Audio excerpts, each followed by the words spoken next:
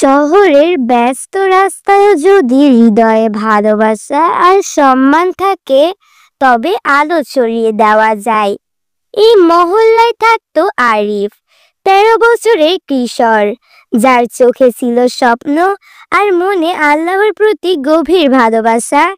নবীজি সাল্লাল্লাহু আলাইহি ওয়াসাল্লামের হাদিস সে মনে গেঁথে রেখেছিল, যে বড়দের সম্মান করে না সে আমাদের দলভুক্ত নয়। ফজরের নামাজ শেষে ফিরছিল আরিফ। পথে দেখে হাজী রশিদ চাচা, বয়সের ভারে ধীরে হাঁটছেন, হাতে তসবিহ আর ভারী ব্যাগ। চাচা, আমি নিয়ে যাই। নবীজি সাল্লাল্লাহু আলাইহি ওয়াসাল্লাম বলেছেন, বড়দের সাহায্য করলে আল্লাহ খুশি হন। রশিদ চাচার চোখে পানি এসে গেল। আল্লাহ তোকে দীর্ঘ হায়াত দিক বাবা। পরের দিন বিকেলে মহল্লার মসজিদে মিলাদ। ফাতেমা নানি এক কোণে বসে পানির জন্য অপেক্ষা করেছিলেন। কেউ তাকে পানি দিল না। আরিফ তাড়াতাড়ি পানি এনে দিল।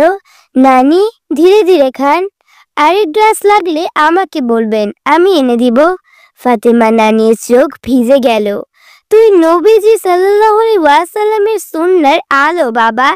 ইমাম সাহেব বললেন, আরিফ আমাদের মনে করিয়ে দিয়েছে, বড়দের সম্মান করা শুধু আদব নয়, ইসলামের একটি স্তম্ভ। আরিফের কাঁধ দেখে মহল্লার বাচ্চারা বদলে গেল। কেউ বাজারের ব্যাগ বহন করে, কেউ পথে দেখিয়ে দেয়।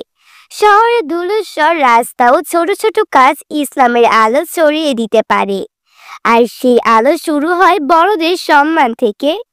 বন্ধুরা, ছোট ছোট ভালো কাজই সমাজে বড় পরিবর্তন আনে।